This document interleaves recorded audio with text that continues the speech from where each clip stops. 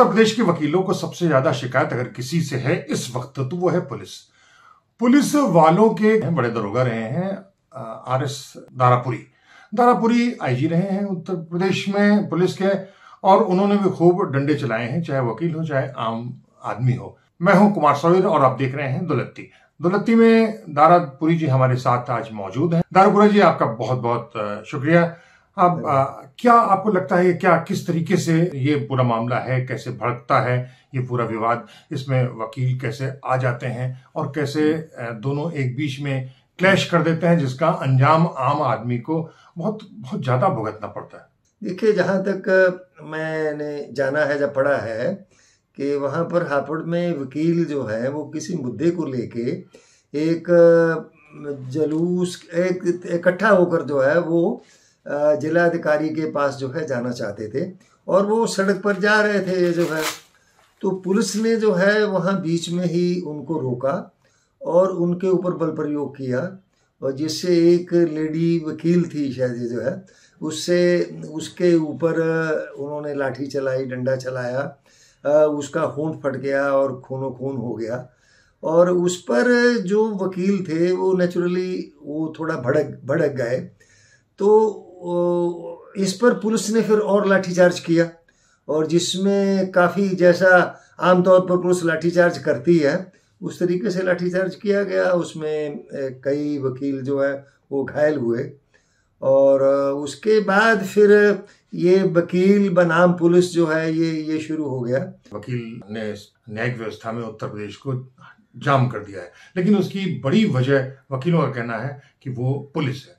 आप पुलिस के में रह चुके हैं, आपको क्या लगता है? नहीं, देखिए, वो बात तो सही है कि जो बल प्रयोग किया वो तो पुलिस ने बल प्रयोग किया, और ये भी लगता है कि ज़रूरत से ज़्यादा बल प्रयोग किया, जिसके कारण ये सारी स्थिति बिगड़ी है, और उसके बाद ही ये हड़ताल वगैरह शुरू हुई है। तो इससे तो जो स्पष्ट है कि अगर पुलिस ने वकीलों को शांतिपूर्ण ढंग से, जैसे वो जा रहे थे, उनको जाने दिया होता और अपनी बात जिस अधिकारी से कहना चाहते थे कहने दी होती, तो कोई बात नहीं होती।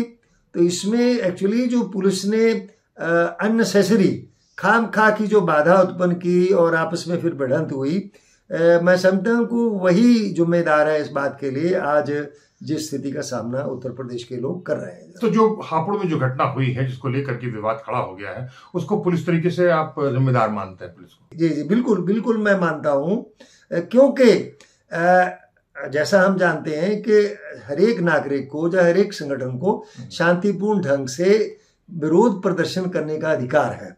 उसके लिए वो शांतिपूर्ण ढंग से मार्च भी कर सकते हैं, धरना भी दे सकते हैं, परंतु दुर्भाग्य से इधर खास तौर से और पहले समय से भी सरकारों का रवैया कुछ ऐसा हो गया है कि नागरिकों का जो विरोध है उसको किसी भी रूप में वो प्रदर्शित नहीं होने देते हैं, अपनी बात नहीं कहने देते हैं, ना धरने के तौर पे कहने देंगे, ना अधिकारी उनसे मिलते हैं, ये जो है, और बीच में पुलिस को डाल दिया जाता है, और लोगों के इस प्रदर्शन को लॉ एंड ऑर्डर प्रॉब्लम जो है उसका रूप दे दिया जाता है कि इससे शांति भंग हो रही है। सबसे ज्यादा बुरी स्थिति कहाँ की है? योगी सरकार में हुई है, या उसके पहले अखिलेश की हुई है, या मायावती की हुई, या उसके पहले कांग्रेस की रही हुई? कि पहले भी ये देखिए, थोड़ा बहुत तो ये कन्फ्रंटेशन होती रही है, थोड़ा बहुत बल प्रयोग भी होता रहा है, पर उसमें वो एक सीमित होता था और ऐसी घटनाएं बहुत कम होती थी, और लोगों को बाई एंड लार्ज जो है अपना विरोध का अधिकार जो है उसका इस्तेमाल करने दिया जाता था। मायावती के समय में ये शक्ति बढ़ी और उन्होंने धरना स्थल जो है वो वहां से बंद कर दिया। आप बिना परमिशन के किसी कमरे में भी नहीं कर सकते, हॉल में भी नहीं कर सकते। और उसके बाद फिर समाजवादी पार्टी आई, उनका भी कोई बहुत ज्यादा उन्होंने सख्ती नहीं दिखाई, फिर भी थोड़ा बहुत लोगों को अधिकार रहा अपना विरोध प्रदर्शन कर। पर जब से योगी सरकार आई है तब से तो उन्होंने बिल्कुल ये सारे जो अधिकार हैं जनता के, लोकतांत्रिक अधिकार है विरोध प्रदर्शन के, अपना विरोध दूसरे लिखित में भी पेश करने के, उनका पूरी तरह से उन पर रोक लगा रखी है, उनका दमन कर रखा है। इसकी जिम्मेदार योगी सरकार है या पुलिस वाले खुद बदतमीज होते जा रहे हैं, बेअंदाज होते जा रहे हैं? देखिए, ऐसा है, मैं तो पुलिस वाला हूं, मैं जानता हूं, ये कहा जाता है कि जो घोड़ा है वो सवार को देख के चलता है कि सवार उसको कैसा चलाना चाहता है।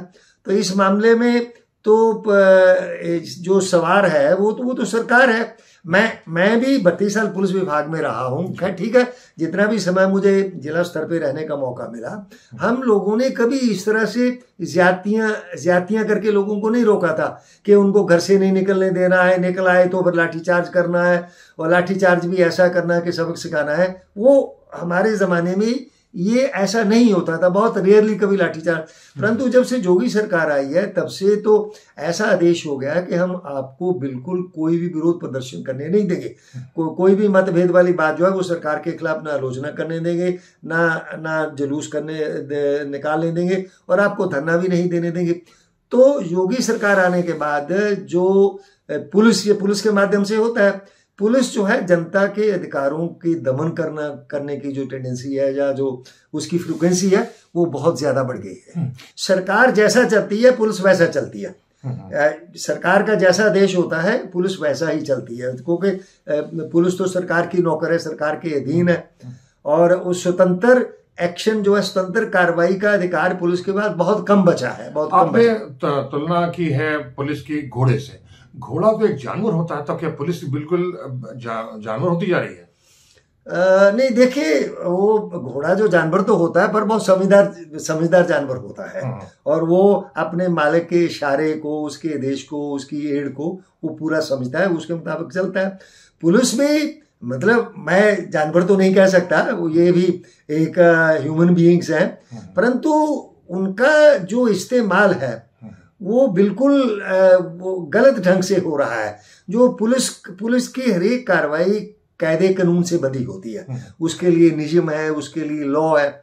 तो हो ये रहा है कि पुलिस को लॉ के अनुसार, कानून के अनुसार कार्रवाई नहीं करने दी जा रही, और पुलिस से गैर कानूनी कार्रवाई करवाई जाती है। आप हमारे विरोधियों का दमन करना है, प्रदर्शनकारियों को सबक सिखाना है, तो उस तरीके से जो करती तो पुलिस ही है, जनता के सामने तो पुलिस ही आती है, परंतु वो करवाने के पीछे जो सारा हाथ होता है वो सरकार का होता है। मुझे बताइए कि इस पूरे मामले में अगर देखें कि पूरे अपने सरकार को अपने जिम्मेदार माना है, सरकार पूरा खुले छूट दे देती है या एक इशारा कर देती है और तांडव खड़ा कर देती है पुलिस? देखिए, ऐसा है, सरकार की दोनों चीजें होती हैं। एक तो इशारा भी होता है, और दूसरा ये है कि अगर पुलिस कुछ गलत करती है तो गलत करने पर दंडित ना करना। ये कुछ लोग अपनी मर्जी से भी कुछ गलत बातें, चीजें कर सकते हैं, और वैसा करने पर दंडित ना करना वो भी सरकार की एक सहमति होती है। तो इस तरीके से मतलब दोनों चीजें हैं, इशारा भी होता है और गलत करने पर पुलिस को दंडित ना करना भी एक तरीके से वही बात होती है। बिकरू कांड देख लिया जाए, अतीक हत्याकांड देख लीजिए, या जीवा हत्याकांड देख लीजिए, ये क्या है?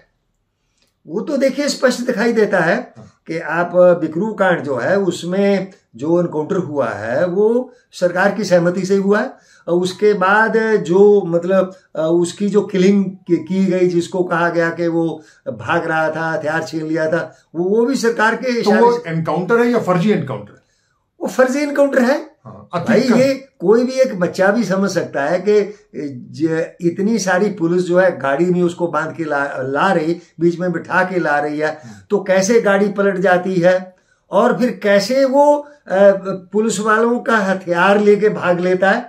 तो अगर भाई ऐसा है तो फिर तो पुलिस वाले निकम्मे नकारा है, मतलब उनसे कोई भी छीन सकता है, जबकि वास्तव में ऐसा नहीं। ये तो बड़ा स्पष्ट है।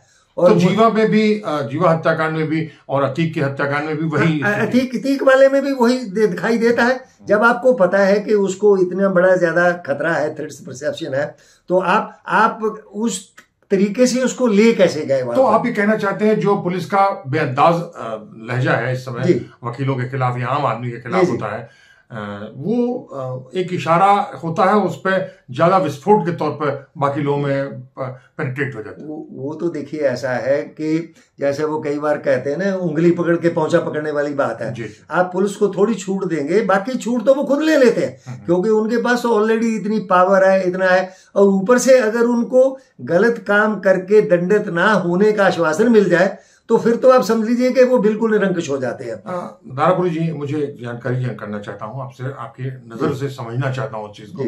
जो आप चीजें बताई हैं वो बिल्कुल नेगेटिविटी है, चाहे सरकार के तौर पर चाहे पुलिस के तौर पर। आम आदमी और वकील इस समय बहुत, इसका मतलब बहुत डिप्रेशन में है, डिप्रेस्ड हो चुके हैं। तो उसका जब हम जिसको सुनवाई सरकार के तौर पर होना है, जब वही नहीं करेगी तो इसका मतलब ये अंतहीन प्रताड़ना की स्थिति हो जाएगी। वो तो देखिए ऐसा है, जैसा आज हम स्थिति पा रहे हैं कि ये एक दूसरे के मतलब स्टैंड ऑफ हो गया है, मतलब एक दूसरे का सामना हो गया है, और जिसके कारण अदालतों का काम ठप है और जिसे आम आदमी की तरह नुकसान। तो इसको, ये जो एक तनातनी जो आमने सामने वाला जो स्थिति हो गई है, इसमें सरकार को इनिशिएटिव लेना चाहिए। सरकार को ये कहना चाहिए कि हाँ, पुलिस वालों ने जहां जहां ज्यादती की है या जिसने ज्यादती की है उसको हम दंडित करेंगे। लेकिन आपका कहना है सरकार वो काम नहीं कर रही है। तो ये इसका निदान क्या होगा? इसका निदान तो यही होगा, फिर जनता को इसमें दखल देना पड़ेगा। जनता को खड़े होना पड़ेगा और मांग करनी पड़ेगी कि आप इसका हल क्यों नहीं निकालते, आप क्यों हमारा इतना सारा नुकसान करवा रहे हैं। और वकील देखिए, वकीलों के लिए भी है कि उन्हें भी अगर जैसा वो कहते हैं सम्मानजनक हल इसका निकलता है तो उन्हें भी उसके लिए तैयार रहना चाहिए। तो ये मसला है वकीलों का। वकीलों को अभी समझ लेना चाहिए कि उसका न्याय अब उनको किसी मिलाड या योर ऑनर से नहीं मिलना है, केवल सरकार के पास इसका तरीका है, वही खोजेगा। और उसको वो तभी हो सकता है जब आम आदमी के साथ उसका तालमेल बना रहेगा। यानी तब तक हम एक लगातार संतरास और अजीब से पेशा बेहाली पर मौजूद रहेंगे। दारापुरी जी का कहना है कि हमें बहुत अजीब से माहौल से गुजरना ही पड़ेगा। अगली बार फिर किसी दूसरे मसले पर, किसी दूसरे लोगों के साथ, और अगली बार फिर किसी दूसरे स्थान पर हम फिर हाजिर होंगे। तब तक हमें इजाजत दीजिए।